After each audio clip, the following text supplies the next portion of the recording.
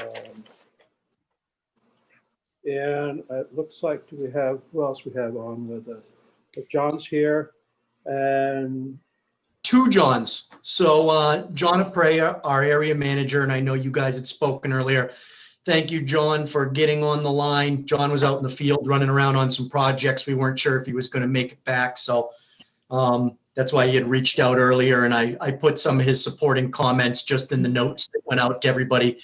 And Jonathan Priestler is new to our team. He's been with the RH White Companies for a little while now, with experience in, the utilities group, specifically our gas group, but superintendent and project management. So he joined Whitewater last week, and he's still working on some National Grid projects that he's wrapping up on the Cape, but lives on the Cape and is going to be a superintendent within our water group. So Jonathan is a big focus of what he's going to be doing is supporting both Eastham and Wellfleet regularly.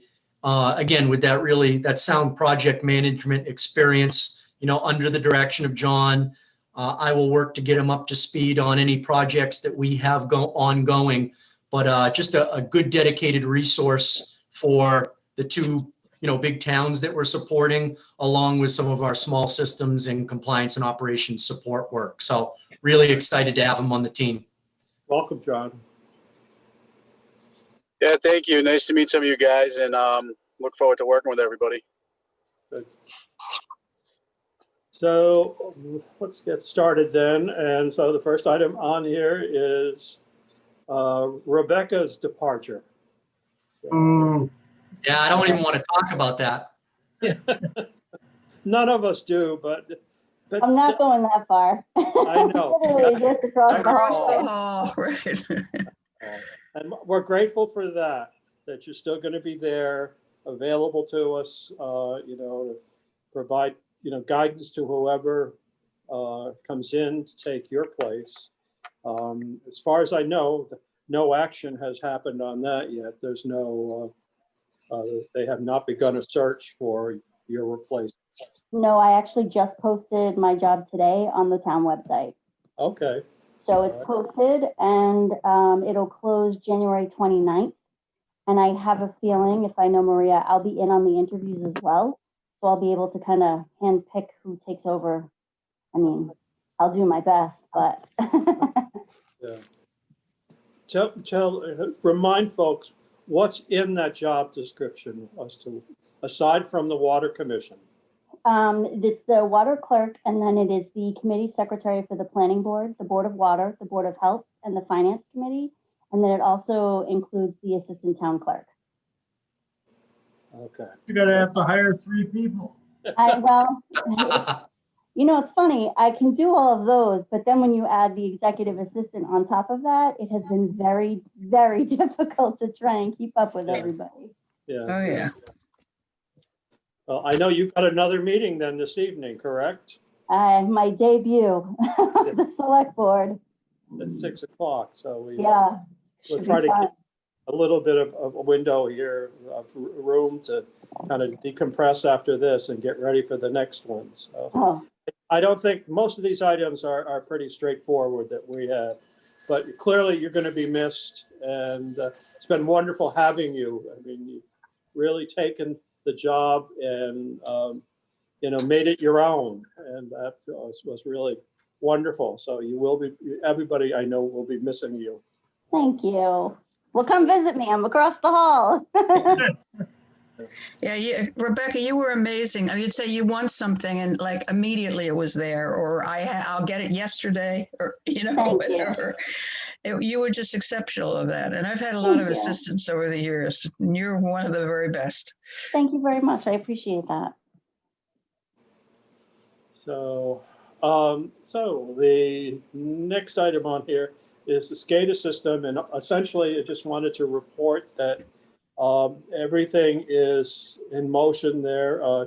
Butch has placed the order for the equipment, and I guess we're waiting on that now, but everything is in place, and we hope that it will be completed by the end of January. Then Rebecca will be involved again on this, I believe, because once that gets done, then there'll be a submission of the invoice to the state for that project. So that will be paid for through the Housing Choice Grant that we received last year. So, the water main project, that as well, the contract has been signed, and I saw that we got this past week the report, the confirmation of that from Mass Works, that the contract has been initiated, and we expect that we'll be getting some additional information from them as to how the whole process around reporting and following their guidelines. So Paul Millette will be working on the essentially the plan, the engineering plan for that now. And I would hope that we're going to be able to go out to bid, or he will be able to go out to bid for the survey work that will be done associated with that. John and I talked briefly this morning about one component of that, and that is that the Coles Neck well field that will likely, one of the things that we would like to see done is to make sure that we have adequate shutoffs there so that we can isolate that well field from the rest of the system, so we don't have a repeat of the E. coli incident that happened earlier this year. So if we can get that system fixed there with new shutoffs, which has to go in anyways, because that whole main is going to be replaced right from the well fields down to Route 6 and into town. So, and I know that one of the things that's still outstanding, Neil, is we have not made a decision yet with respect to the what kind of pipe we should use for that. So, What are the outstanding questions? well, it's a matter of, I know we've had different opinions on this, and what it is, whether it would be ductile iron or plastic. You're talking about also the concrete line steel, The ductile iron, right? this concrete line. Yes. I hate that. So, and I had reached out to Abby Hour to find out from them, but I have not heard back from her yet as to what their recommendation is on this. As I think everybody knows, the rest of the system at this point is all ductile, except for what was put in out at Coles Neck.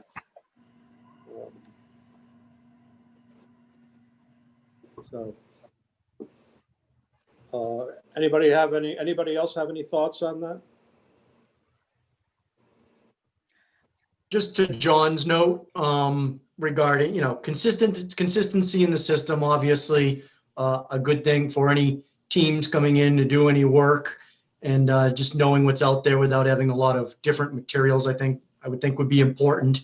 And to John's note, I think it's an item that's further down, but you mentioned regarding Paul Millette and just having some discussion and getting a little bit of their feedback on this as well, with what they're doing in the surrounding communities and where they may be helping you as well. I think some input there would be good. Yeah.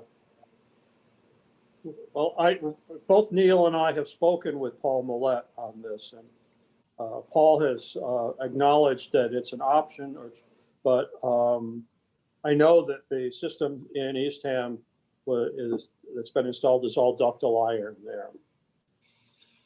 Nobody raised a question when the installation was being designed, plastic versus ductile iron? I have no idea. If nobody raises a question, the default is always ductile iron. Right. And there are no really good reasons why it shouldn't be PVC. As far as I know, it costs less and it's much easier to install. Does it last as long, It'll last longer. you think? I've used both. You know, I like the iron myself, but that's a personal preference. That's why we If- have engineers. If there is any fault in the cement lining of that pipe, it's going to occlude. It's been used for years, and the plastic I worry about connecting to it. It's just a personal preference myself. I've used it since 1974 when it was first available, and I don't regret it for a minute. Okay. Well, When I worked for the Syracuse Water Department, we had ductile iron, but not the concrete lining. I don't understand why we're doing that. They're either erodes or dissolves away. That's the problem. You know why we use the cement line? You do or don't know why? I don't know why you do it. We never had it when I worked for the city. It was just iron. The cement lining is to protect the ductile iron from rusting. But if it's very fragile, if there's fault in it, it's going to occlude and rust. The system I worked for was probably over 100 years old, and I've never seen a rusted out pipe. We're missing some of what you're saying, Tom. Thank you. I said, the city I worked for, pipes are probably 100 years old, and I had never seen a rust problem. There's very little oxygen in the water in the main. There's a fair amount of dissolved oxygen in our water. And I have photos of the, the Board of Water Commissioner has photos of the failure on the main back several years ago where it crosses Route 6, the Coles Neck system.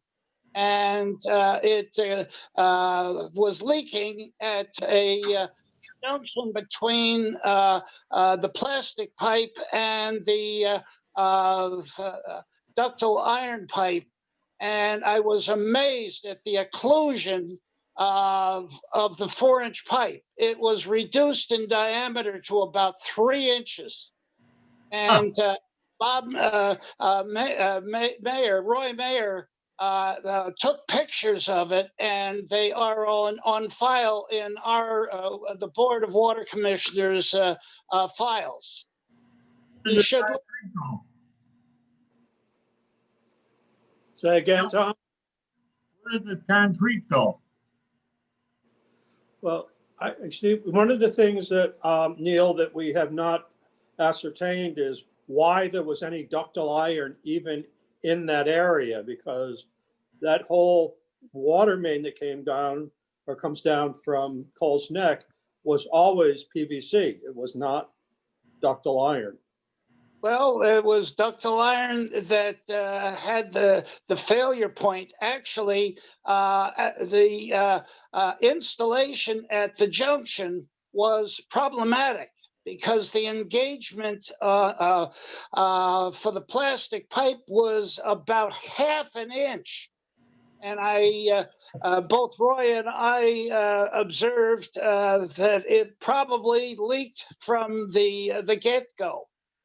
When it was first put in about 1990. But the fact is, they had to cut the pipe, the ductile iron pipe. They had to cut it to make that intersection with the plastic, and it exposed the ductile iron pipe directly to the water, and they had to cut the concrete lining. I think we should be talking to Paul Millette about this, because I don't recall seeing on the plans that there was ductile iron spec'd in for any part of that line. That's correct. So how that happened? I don't know how that ductile iron pipe got in there, but it was very problematic. If you look at the photos that Roy took, you will see right away, even as a layperson, there's something wrong with that ductile iron pipe on the inside diameter. But let's say we should go back to them to find out what happened on that. The fact that we've used ductile iron for the remainder of the system and without incident up till this point, I think we just need to recognize that there has not been a problem anywhere else in town. That we know of. That we know of, correct. I think maybe the engineers could aid in this quite a bit. We could ask their opinion, what they want to use. That ductile iron pipe's been used forever and it's worked. I've used plastic when I was over in the island. It was fine. That's why I said I'd prefer the iron, but the engineers are the ones who could tell us conclusively what we should be using. Why do you prefer the iron? I just liked it because of when we had to tap it. I don't like the way they join the plastic pipe. Just, I don't know. It's a personal preference. That's why I said, let's let the engineers tell us what we need. Okay. We can do that. Well, we're going to have a chance to sit down with Paul and talk about this. So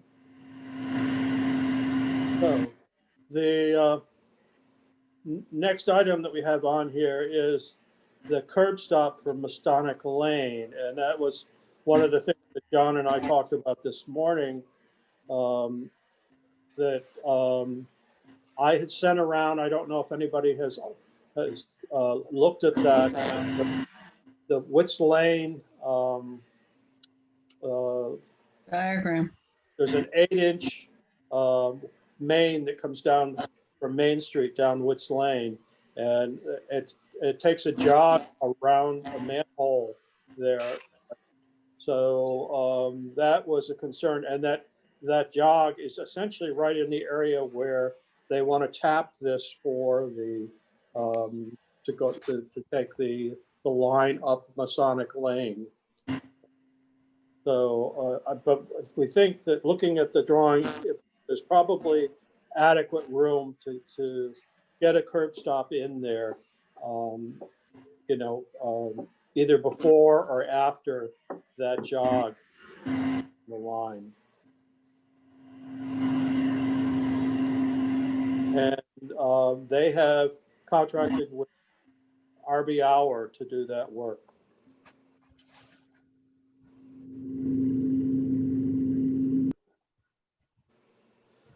Okay.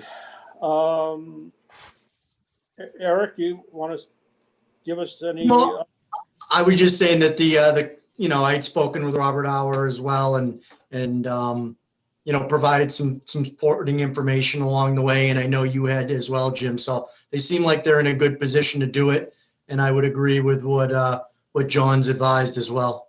Yeah. All right. Is there any update on the meter issue? No. As of right now, my plan is to circle back with the Neptune team next week and tie sales, get the updated any pricing that, firm numbers pricing. Again, there was some budgetary components in there. I think we had the quotes directly from them, and they were going to continue to honor their meter pricing and everything else, but it's just getting a good, accurate, committed number for the project. And from there, putting together the documentation that would be needed to engage in that with the town and defer those costs over a 3-year period. Okay, And just outside of that, though, is like the short-term need. And I just want to clarify that with Thai sales and how best to do it, just so as not to kind of complicate the two pieces and make it as seamless as possible. And where they do this all the time. How do we do this to meet the immediate need from a meter and reader standpoint right now?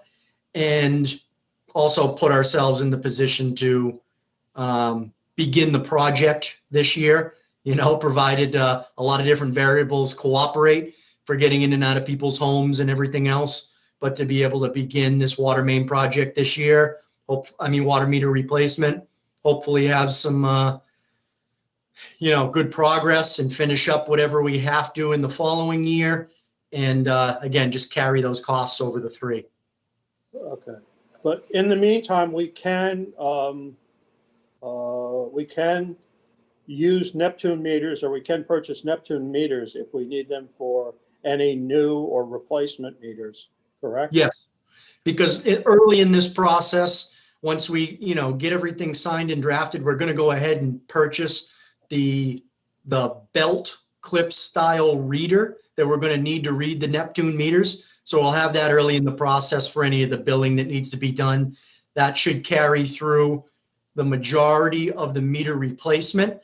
And at that point, we can start looking at, as the system's growing, the extension project going on, so on and so forth, we start budgeting and allocating for the drive around kit mounted on and in the vehicle to be able to take the readings even easier. But again, we're not in a big press to do that until we get a significant amount of installations. Right. And unfortunately, there's going to be some redundancy, as we're working to over the next 2 years to get all of the Mueller meters and readers out of the system and all the new Neptunes in. It's going to be a little bit more work for the Whitewater team, but we will do our best. Okay.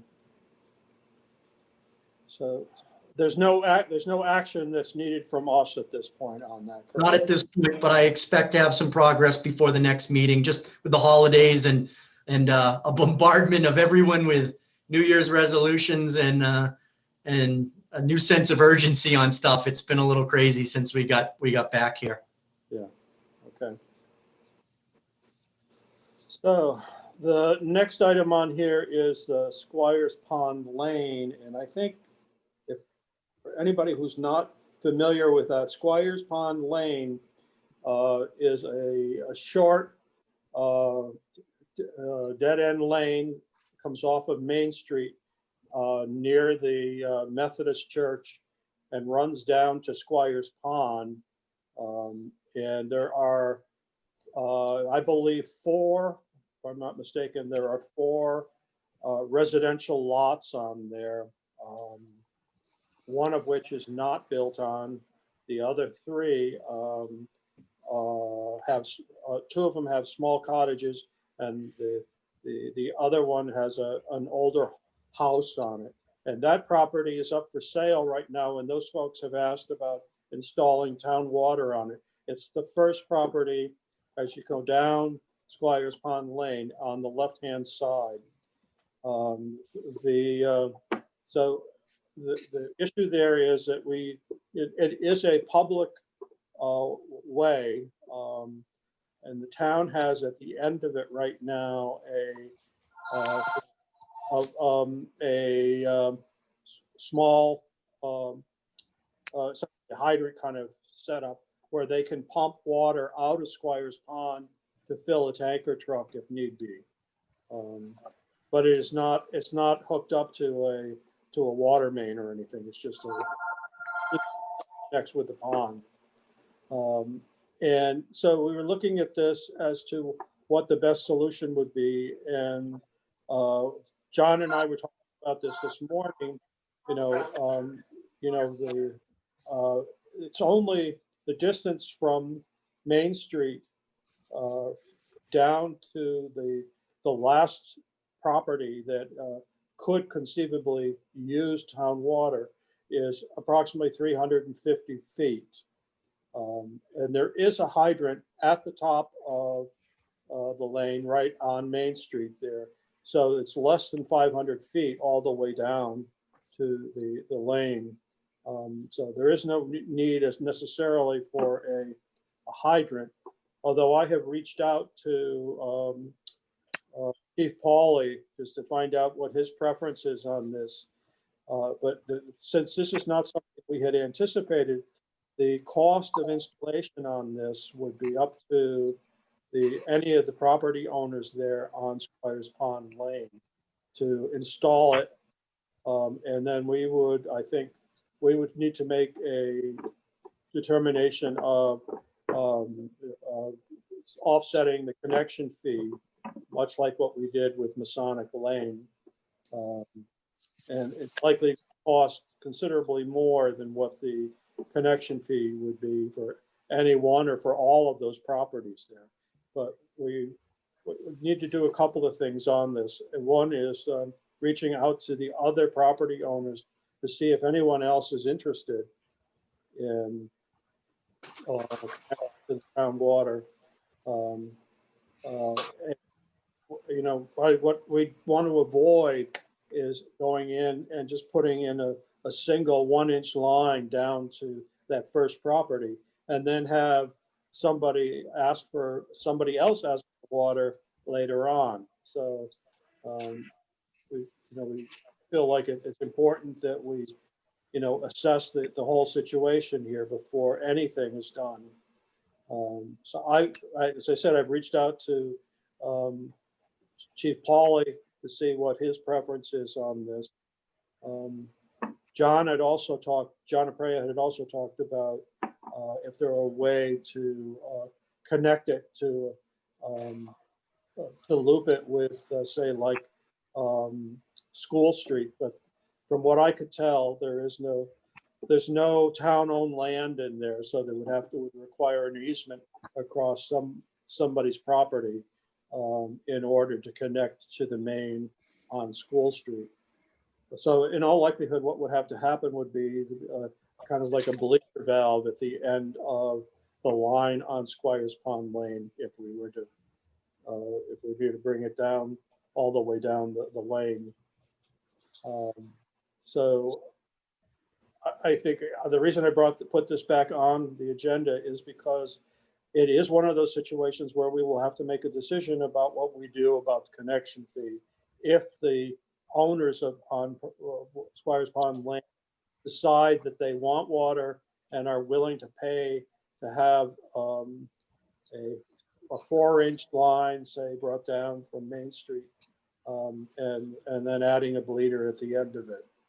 So, but I think it's still preliminary now. We are not in a position of making that decision right now. Any questions on that?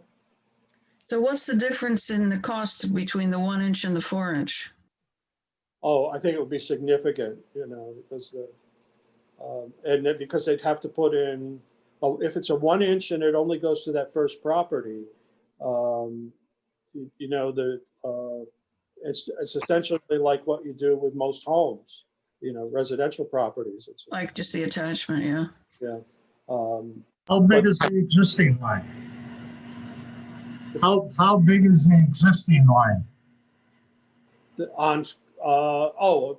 on Main Street. It's the No, the suction line that the fire department uses, the hydrant. it's all it is just the hydrant, or essentially a hydrant at the end of the road there that goes into the pond. So there really is no line there. Connection between the pond and the hydrant. It's just between the pond and the like a hook up there, so they can then pump water in, to a tanker truck. So it has nothing to do with the water system, right? No, It doesn't yet, but how large is it? I have Do no we idea. already have a 4-inch line in there? Could use? There isn't. The line is probably only the last, I'd say, 10 to 15 feet, because it's right next to the pond. So all it is that it just, they can pull up to that and then fill up the tanker truck from there. Thank you. Um, Jim, where's the resident that's interested in getting water? Are they close to the pond or are they at sort of the top of the hill? Top of the lane, right below Main Street. Okay. Because that's a really steep hill, so. Yeah. So it's going to be an expensive proposition.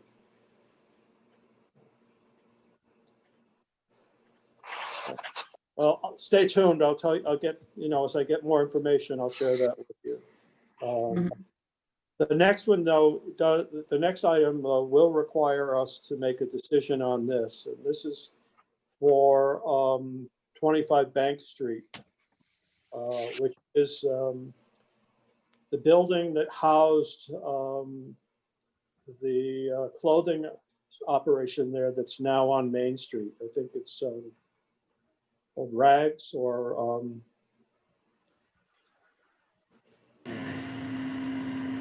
help me with this. What's the name of the new clothing store on Main Street? Something Rags. Yeah.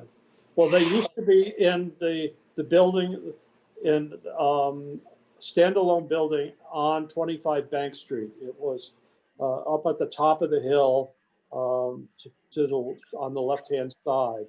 That's that Victorian kind of building there. It's 4 condominiums. That's the issue with this. And the other property owners, apparently, the people that are in the main building and the other standalone building are not interested in connecting to town water. Sounds like a personal issue. It is, I think, but obviously there's probably some legal issues here as well. To find out whether or not this woman is willing to consider putting in a new curb stop out on Bank Street to connect to that building, but would like us to consider forgiving, all or a portion of the connection fee, depending upon what that cost. She got a quote from Corey Brundage, apparently, for just to do that work was going to be $6,000, not including a curb stop, which is going to be required because there's only one curb stop in front of that building, and I don't think we can allow her to use it and then be in a situation where the other property owners want to attach to the water system and it's not available.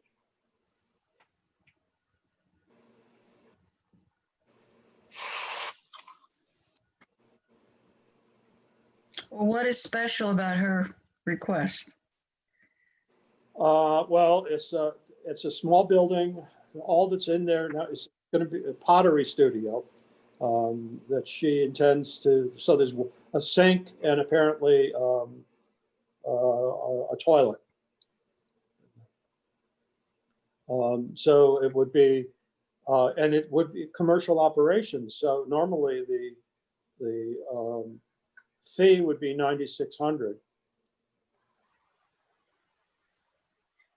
So we're talking about, so it would be 9,600 plus 6,000? Plus 6,000, right? Yeah. Just a little It's comment. just sounds her right. that's trying to connect. It's just her in her little studio that she's trying to connect to town water. I'd say that again, Rebecca. I said, this is just her little studio that she's trying to connect, and that's why she's asking for some reprieve, because she's gonna hook it up. She's gonna pay for the whole connection, from what I understand. Right. She's asking for a reprieve from the actual access fee, because she's gonna pay for the full connection and probably the other curb stop, if I'm not mistaken. Right. And Jim, can you clarify who owns the current curb stop and why she can't use it? It belongs to 25 Bank Street, and there are four property owners for 25 Bank Street. But she's one of them, right? Yeah, well, I don't know when that property was condoized. But there's the main building, and then there's these two standalone buildings. And she owns one of the standalone buildings. So, I mean, I think there's probably some legal issues here as well. If she's, going to be putting in a line up the side of the left-hand side of that property, whether or not she has to have permission from the other property owners to do that. Yeah, something just doesn't make sense. I mean, there's a curb stop there. One would think that the normal course of business would be to run a line to the building, and whichever units wanted to access it, obviously could access it. But then you'd have to have potentially 4 separate meters. Yeah. Yeah. But if it was to run off that curb stop and at least 1 meter is located on the building, but the service is set up so that others could connect if they wanted to, wouldn't that make more sense? That's gotta be their decision, but they could have it into their condo fee each month or each year. Right.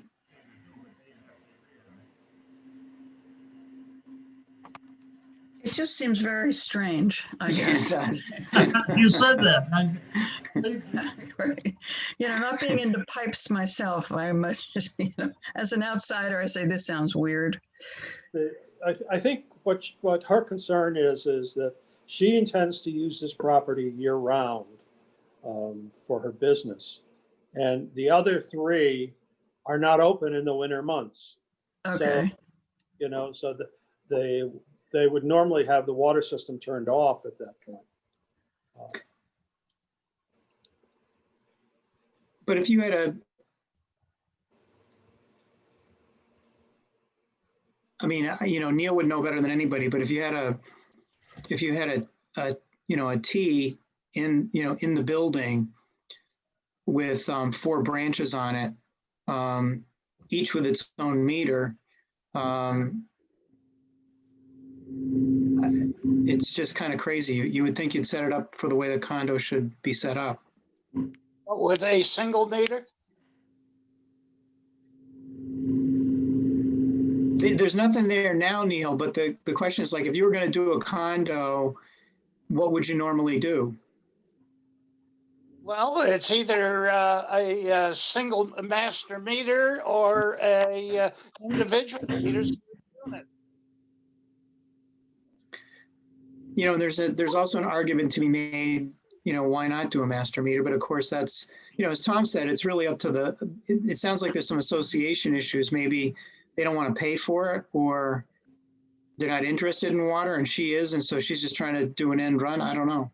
Yeah, it sounds like it's a condominium thing. Well, I believe that has to be resolved before they can go forward on this. Yeah, because either way, Jim, the other condo owners would still have to grant permission to run the line across the property. Right. Whoever the association manager is, whoever the designated manager is, has to get authority, however the documents are written, to be able to authorize that to happen. Yeah, and that's not something that we can get involved in. Right. Mm-mm. To have a failure to communicate. Yeah, so I guess the question would be who's the legal representative of the association, so that, because we have to deal with them. Right. I mean, we want to help her, but we can't, we still have to deal with the legal representative of the association. Yeah, well, I mean, I can't imagine if the other 3 are just summer residents. I can well understand they don't want to bother paying a lot of money to be connected to town water, now or in the future. But she's a commercial, she's going to use it for commercial purposes. Do we waive fees for commercial businesses? Well, we have where, Yeah, Cumberland Farms. where they had to install Yeah. like a curb stop or something. It'll all be worked out in our new system of billing. Jim, do they have bad, does she have bad water, which is why she wants it in the first place? No, they shut it off apparently in the winter months. Oh, so she's completely shut down in the winter months. Right. Uh, Because the system is all, right now, it's all interconnected. So her property or her building would have to be isolated from the others to ensure that there's no cross contamination. Yeah, yeah. No, this is getting very complicated. yeah. I mean, the fact that it's going to be shut off for a couple months of the year and she wants to keep her business open is understandable, but that's really the condo thing. Right. Well, it has to be on a separate line, not interconnected in any way with the town municipal system. So she's got to go it alone unless she can convince the other members of the condo to connect to town water. So the first step for her would be to, Jim, I think in terms of our response to her, it would be that, we'd need to, even to consider it, we'd have to know if she's got legal permission to run a separate line over the property to her unit. Right. And, the works that would need to be, outside or in the basement or otherwise, wherever the meter is going to get set. I would think if you had an arrangement like this, there'd be some way you could leave hers open even if the others were closed. Yes? Yeah, she would have to be isolated. Her unit, her water would not commingle with anybody else's. Mm, So she'd disconnect from the well and hook her plumbing up gone up to- separately to this meter. Yeah. Right. So I'd let her We go to lose- the curb stop if she can straighten it out with the condo association. Although I wouldn't want to be one of those meetings, that would probably be. But they, and the other thing though, Jim, that could happen is they could also say, well, we're not interested in the water, but go ahead and use the curb stop. But I worry about that, Kurt, that I once worry. you do that, then, if 5 years from now their well fails and they have to come up with another solution for water, they're going to be looking for the town, to the town for.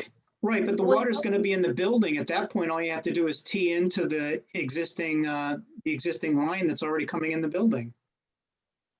If it gets installed into the main building, right? Yeah, so I mean, I don't see that as a deal breaker for other people. Jim, do we know what the existing curb stop, what size is it? It's a 1 inch. Oh, okay, it's a Oh, standard. it's small. Individual. Right. I mean, that's what's there to supply the building anyway. So if she runs water in there, isolates herself, has a separate meter, and the other people want to hook up at a later date, they would tee into the line that's coming into the basement or wherever the line is coming in. Right. So 1 inch, would 1 So inch she be could enough? use, so as long as the association agrees, again, I don't see any reason why she couldn't use that curb stop. Yeah. So at least she doesn't have to do another curb stop. Mm. Condo agreed, so it's all. Yeah, the condo, well, Free. the condo has to agree to have anything done, the line, anything.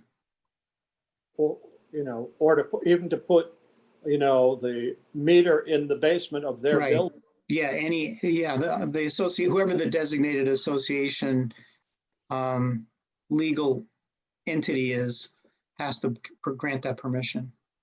It could be a meter pit installed rather than running it into the basement of the main house. But I think we should just table it. You think we should do what, Tom? Just table it and. I heard you say table it, so Yeah. I assume that that's, yeah, they've got to resolve these issues themselves first. Right. Mhm. All right, well, then we don't need to make any decisions today on this. Okay. So The last item on here is the RFP for the financial consultant. And we sent that out to everybody. This is the basis of that was the work that or the list that Kurt had come up with. I turned that over to Mike Travato, and Mike put it into the form of an RFP, filled it, using the standard forms that we had. And so that, and we sent that out. So if Yeah. there's, I just wanted to find out if there's any question on that. If not, then we would, look to move forward on this. We just need to get addresses, names and addresses of the companies that or potential contractors that we would be reaching out to. We already know that? I know that, well, Eric had talked to us about one or two companies up in the Boston area. I know that Kurt and I had an initial discussion with a firm in Boston. Abrams Engineering, I believe out of Framingham, but Abrams was also advised to us by EPG because they've done work in some of the surrounding communities, at least specifically to the rate structure discussion. Right. And Ty and Bond was the other one, Jim. Right. Ty and Bond, right. And possibly Horsley Witten.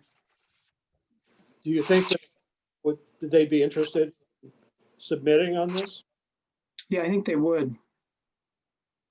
What sort of dates were we thinking of? None of them are specified here. No, that was just, I think he left those blank so that we could, fill that in. I think we need to do it as quickly as we can, identify, a company to do this. It shouldn't take them too long. No.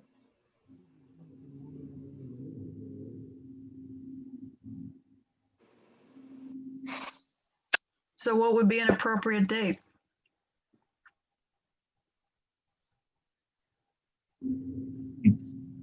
Well,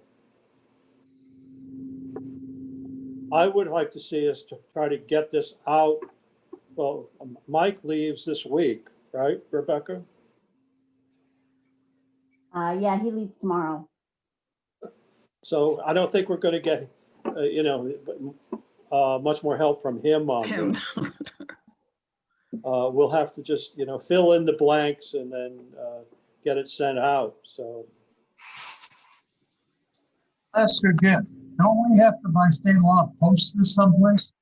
And it has to be posted and, How do we do that? What do you do? Put it up on the bulletin board? No, I think that, I don't know if it has to go into the newspaper. There's it's pretty pro forma, Jim. There's two requirements. One of them, I think there's a municipal website where you can post this stuff. And anyway, it's pretty programmatic. You post it there, you have to post it in the paper, and then we can send it to whoever we want to directly for them to potentially respond. So does the form of this look okay? And all we have to do is decide upon the dates and who we're sending it to? Right. I think we need to be realistic about the dates here, that we don't have a lot of support right now. So I would say that if we're able to get this out within the next couple of weeks to at least 3 companies and also get it posted, then I would suggest that we would want responses back, say by the end of the, well, not the end of the month, but say End of even, February, Jim? either That's like the pretty middle of quick. February. Isn't that awfully quick? Tom, I thought so. so you say the end of February? It's unrealistic. I think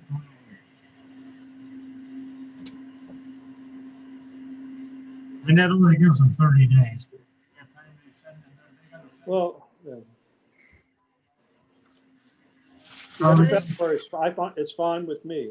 I mean, it's not, you know, it's not a really necessarily simple thing, at least according to my reading. You know, I would think you'd have to give them at least 2 months. To No, respond. to respond to the RFP, I mean, people that are doing this work would normally respond and they have boilerplate responses for, I mean, this is a pretty, you know, it's a pretty typical kind of a thing. Right, the response and the intent to respond and things like that should be pretty straightforward. Yeah. Okay, but not the final response. What do you mean Right. final response? Your actual, what you're proposing, what they come back and propose with. Well, I think there's a couple of steps here. One would be that we have to go through the selection process for, to review their proposals and then select one. And then how long is it going to take then for them to do the actual project to provide us with the information we're looking for. So Yeah, the project work. Go ahead, Tom. that is some, what's going to due date that we would like the project and back to us may affect the bid price, because if the more time they have, they might be able to give you a lower bid. But we need the work product. well, personally, I would like to see us get the product from them, from whomever is chosen, but by early in the summer. If, Okay, so you want something back from them complete by the 1st of July? I think that any later than that, only because, it's holding us up from making decisions about how we go forward with other aspects of the system. Hmm. So if we awarded by the end of February, that would give them, March, April, May, June. That's 4 months. That's, Do they need that much? Yeah, I don't, That seems pretty reasonable. Very reasonable. Yeah. That's why I was asking for the end of April. So you want to get this out in a couple of weeks? Get the RFP out. Yeah. Yeah, by the 1st of February, you want to get it out? Well, I think we could target that, yes, Okay, and as for response by the 1st of March, yes. okay. How does that seem? Sounds great. So moved. Okay. And see what happens, see what comes back, right? Right.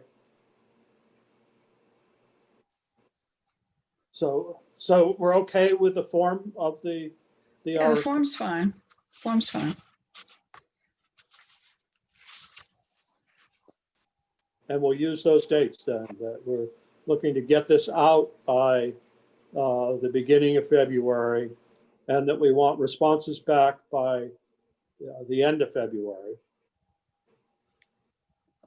1st of March, make it sound better. Okay.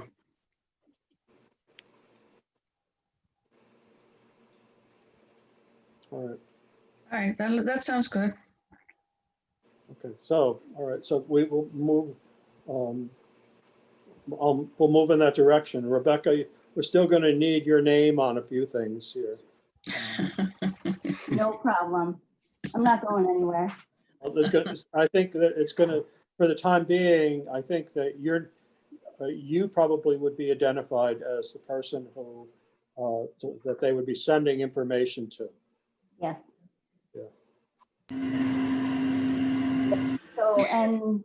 Did you get overtime with this job, Rebecca? No, no.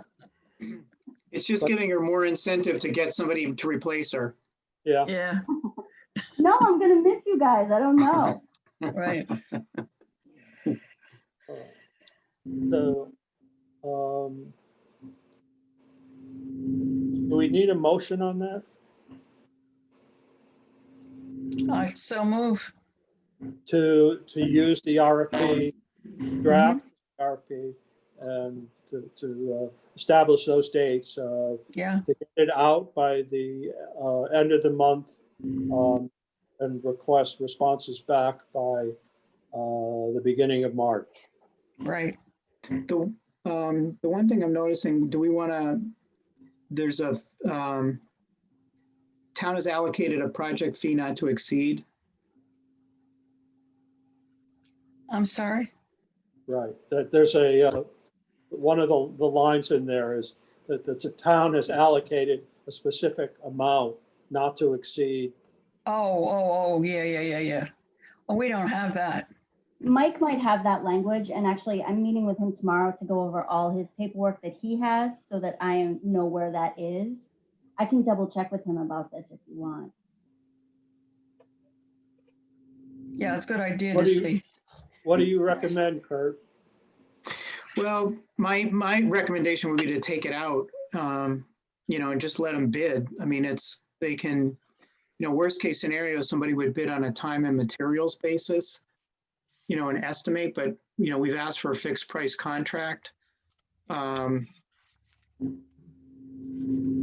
need more I think specifics, I think, if you were asking for a fixed price. Yeah, I think when we put a not to exceed, it basically, indicates to consultants what they should come close to charging. Exactly. Yeah. So drop that. Yeah, unless it's I don't know that it's a legal requirement, and if it's not, I wouldn't have it in there.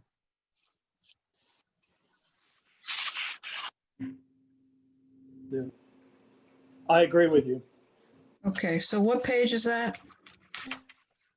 Page 2. Yeah, page 2. Oh, yeah, I see it at the top. Compensation. Got it. Yeah. Okay. We'd omit that for now.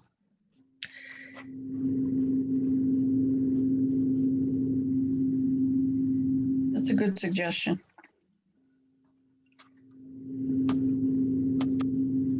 Okay.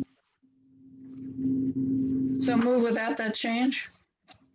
I mean, Yes. with that change? Second. All in favor? Aye. Aye. Aye. Aye, Okay. unanimous. Okay.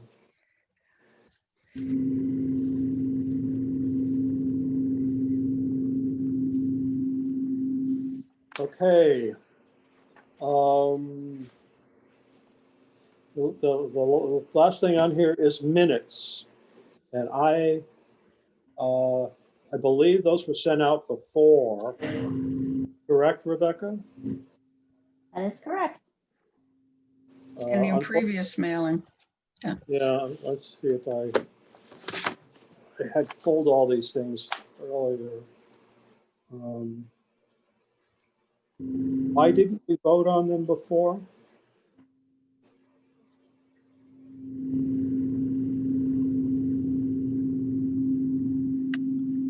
Say Was that it- again? Vote because they weren't at that meeting? Was that part of it? Let me- I forgot.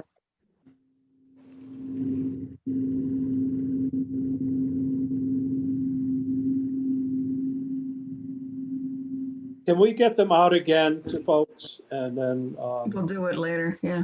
and then we'll, Yeah, we can do it. Oh, That, no problem. yeah. Just one more thing. So, one thing I did want to just to discuss would be the schedule for upcoming, for our next meetings. And as I had suggested, Rebecca, that I want to, in my opinion, we should, instead of trying to do it every couple of weeks, that if we should look to do it once during the month of February. each month. Mhm.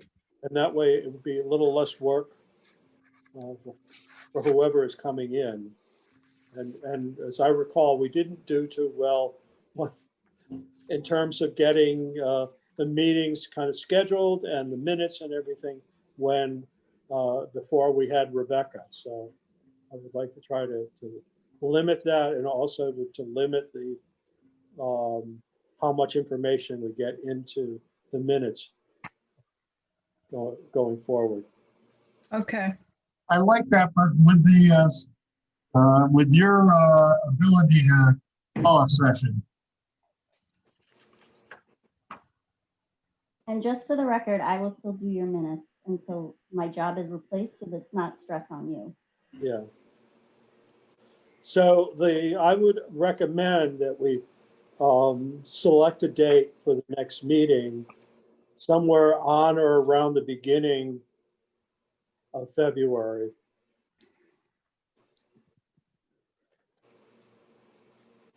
Well, you've got the 2nd and you've got the 9th. Mhm. You might want to do the 9th, that way it's kind of into the month a little bit more. Totally up to Yeah. you. 9th is better for me. I'm probably gonna be away the 2nd. All right. So let's We'll do assume it the 9th. the 9th then of Mhm. February. Good. 4:00. 4:00. Okay. All right, you're in the calendar. That means it has to happen. Okay. Anything else? Do I hear a motion to adjourn? So moved. Second, And I assume we're all in favor. Yes. Yes. Take care, everyone. Thank you, Eric. Good night, Thanks, everyone. Thank Thank you. Bye, everybody. Bye, Thanks, everybody. Don. Okay.